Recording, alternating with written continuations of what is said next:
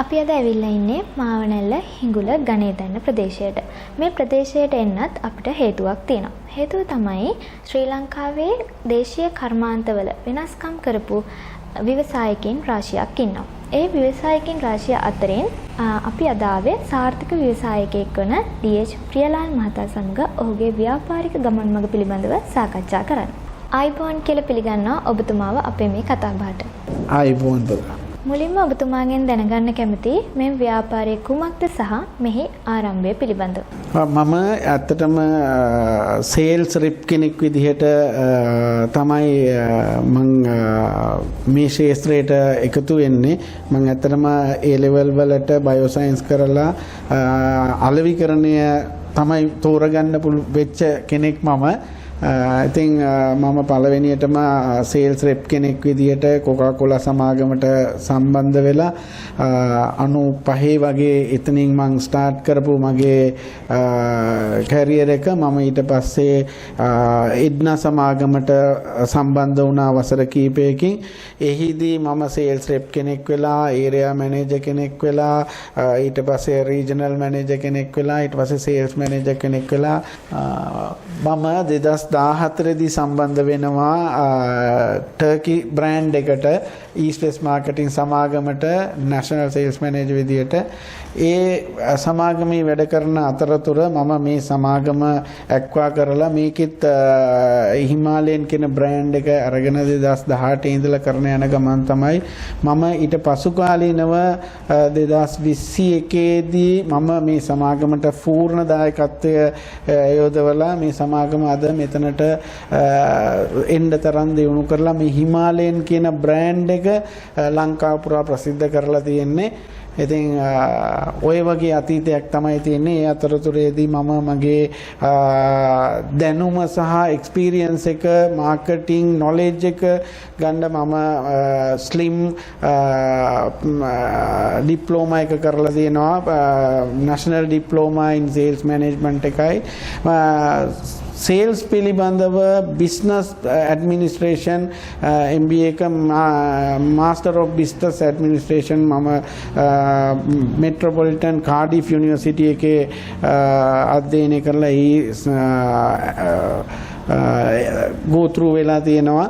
එතකොට අපිට ඒ වගේ ඒ දැනුමයි මේ තියෙන බ්‍රෑන්ඩ් එකයි එකතු කරලා තමයි අද අපි මේ බිස්නස් එක ඩෙවලොප් කරගෙන යන්නේ. පළවෙනියටම අපි හඳුන්කූරු නිෂ්පාදනයෙන් තමයි අපි මේ ව්‍යාපාරේ පටන් ගත්තේ.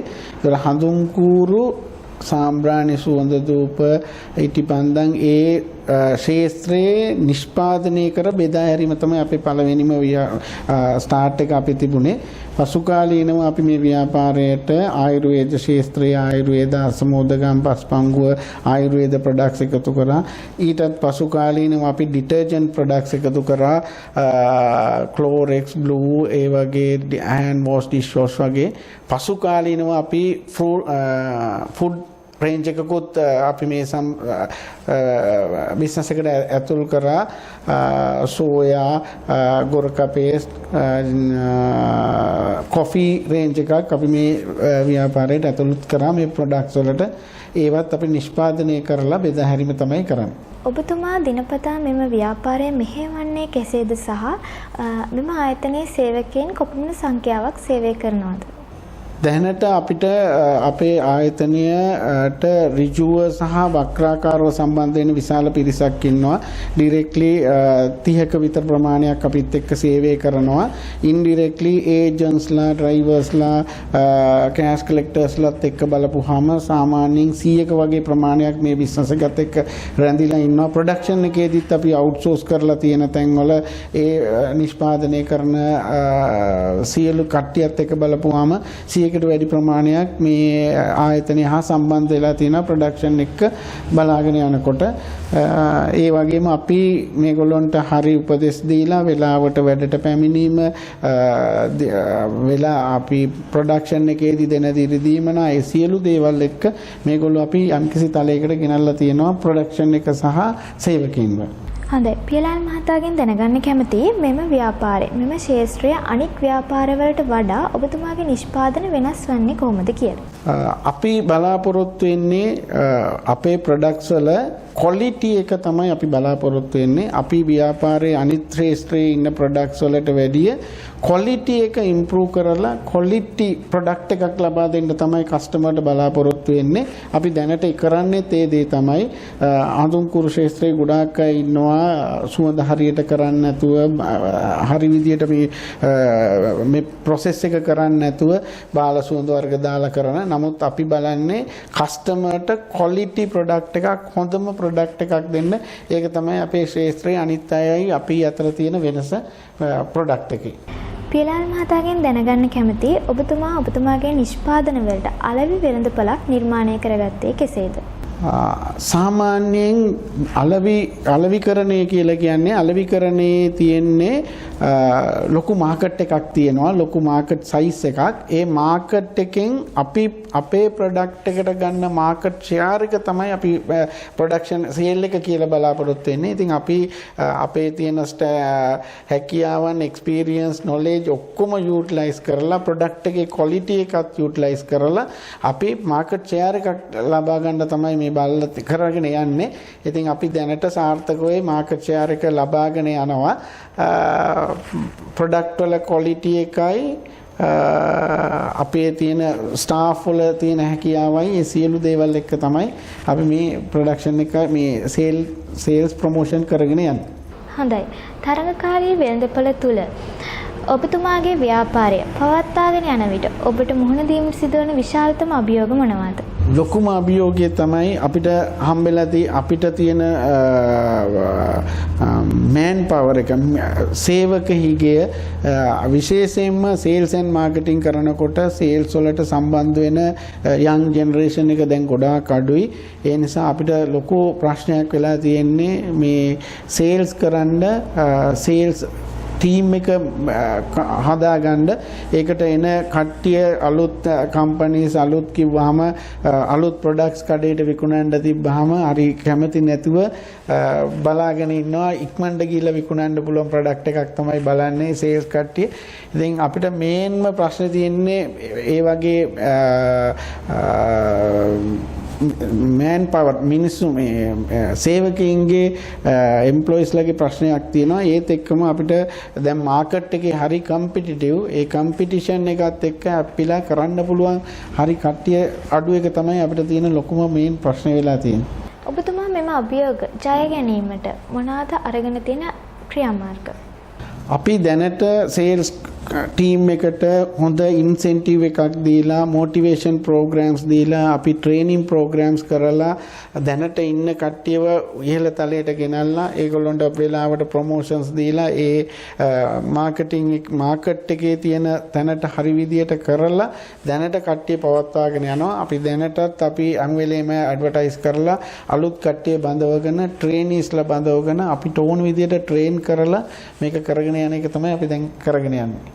ඔබතුමා මෙම ව්‍යාපාරය ප්‍රවර්ධනය කිරීමට එහෙම නැත්නම් ජනප්‍රිය කිරීමට යොදා ගන්නා උපක්‍රම මොනවාද? දැනට අපි ඇත්තටම මේක ජනප්‍රිය කරන්න සෝෂල් මීඩියා පාවිච්චි කරනවා. ඊට අමතරව ATL අපි ඉස්සරලා කරා. දැන් අපිට ATL කරගන්න බෑ. BTL කරනවා below the line advertising. ඒ කියන්නේ posters, danglers. ඊට අමතරව අපි promotions කරනවා. කඩවලට සුපර් මාකට් promotions, එතකොට mass market එකේ promotions, එතකොට customer promotions, ඒ සුපර් මාකට් වලට chain වලට අපි දීලා කරන මාකටිං ඇක්ටිවිටීස් වලින් තමයි අපේ මේ ප්‍රොඩක්ෂන් එක සේල් එක ඩිවලොප් කරන්න අපි කරගෙන යන්නේ දැනට. ඔබතුමාගේ නිෂ්පාදන අතර ආයුර්වේද නිෂ්පාදන කිහිපයක්ම දක්නට ලැබෙනවා. එම නිෂ්පාදන සිදු කරන ආකාරය සහ අමුද්‍රව්‍ය ලබා ගැනීම පිළිබඳ විස්තර දැන ගැනීමට කැමැතියි. අපි සේවකයන් සඳහා දිරි දීමනාවන් දෙනවා, පැමිණීමේ දීමනාවන් දෙනවා. ඒ වගේම අපි ඒගොල්ලොන්ගේ අවශ්‍යතාවයන් වෙනුවෙන් ඒගොල්ලොන්ගේ ළමයින්ගේ අවශ්‍යතාවයන් වෙනුවෙන් ඒගොල්ලොන්ට තියෙන උත්සවවලදී අපි ඒ සියලු දේවල් වලට ඒගොල්ලෝ අදිරිමත් කරනවා. ඒගොල්ලොන්ට අපි උදව් කරනවා. ඒත් එක්කම අපි ඒගොල්ලෝ වාර්ෂිකව ඇගයීමකට ලක් කරනවා. ඒ වාර්ෂිකව ඇගයීමකට ලක් කරලා ඒගොල්ලොන්ට වැඩ කරපු වසර ගානට එයාලට ත්‍යාග ප්‍රදානය කරනවා. ඒ මට්ටමින් අපි ඒගොල්ලොන්ව දිරිමත් කරලා තියෙනවා. ඒගොල්ලොන්ට අවශ්‍ය චාරිකා එක් කරන් යන්න ඒ සියලු දේවල් විනෝද වෙන දේවල් විශේෂයෙන් සේල්ස් ටීම් එකට මොටිවේෂන් ප්‍රෝග්‍රෑම්ස් මොටිවේෂන් කරන දේවල් අපි කරලා තමයි මේ දීර්ඝදීමනා කරගෙන මේ පවත්වාගෙන යන්නේ. මෙම ව්‍යාපාරය වැඩි දියුණු කිරීම සඳහා ඔබතුමාගේ අනාගත ඉලක්ක මොනවාද? දැනට අපි බලාපොරොත්තු අපි ගාව තියෙනවා ඒජන්සිස් 25ක් විතර ප්‍රමාණයක්. අපි බලාපොරොත්තු වෙනවා තව අවුරුදු 2ක විතර කාලයකදී මේක ඒජන්සිස් 50කට ගෙනියන්න. අපේ එතකොට දල ඉලක්කය මේ කරනවා වගේ දෙගුණයකට යෑම තමයි අපි තව අවුරුදු 2ක විතර ප්ලෑන් එකක් තියෙන්නේ. ඒකට අපි තම අවුරුදු 5කින් විතර long term plan එකක් තියෙනවා. මේක separate ranges දෙකකට කරලා sales managers ලා දෙන්නෙක් යටතේ අපි මේ business එක develop කරන්න තමයි අපේ ඉස්සරහට plan එක තියෙන්නේ. ව්‍යාපාර ක්ෂේත්‍රය සඳහා පැමිණෙන නව තරුණ ව්‍යවසායකින් සඳහා ඔබතුමා ලබා දෙන උපදෙස් මොනවාද? මට තරුණ ව්‍යවසායකින් සඳහා දෙන්න පුළුවන් හොඳම උදාහරණ හොඳම උපදේශය මේ රිස්ක් එකක් ගන්න නැතුව කිසිම දෙයක සාර්ථකත්වයක් නැහැ. රිස්ක් එකක් ගන්න නැතුව කිසිම ව්‍යාපාරයක් සාර්ථක වෙලත් නැහැ, වෙන්නෙත් නැහැ. ඒ නිසා අපි අත්හදා බැලීම් අලුතෙන් කරන දේවල් සියලු දේ කරන්න රිස්ක් එකක් අරගෙන මේ ව්‍යාපාරයකට එතකොට ව්‍යවසායකෙක් වෙන්න උත්සාහ කරන්න. ඒක සාර්ථක වෙනවා. අපි සියලු දේවල් අංග සම්පූර්ණව සපුරගෙන මෙතෙන් යන්න ගියොත් ඒක වෙන්නේ නැහැ. අනිවාර්යයෙන්ම රිස්ක් එකක් අරගෙන රිස්ක් එකකට අභියෝගයට මුහුණ දීලා අභියෝගයක් බය නැතුව අභියෝගයට මුහුණ දීලා ව්‍යවසායකෙක් වෙන්න කියලා තමයි මම නම් හැමෝටම උපදෙස් දෙන්නේ. මෙම කතා බහත් සමග එකතු ඔබතුමාට බෙහෙවින්ම ස්තුතියි. ආයුබෝවන්.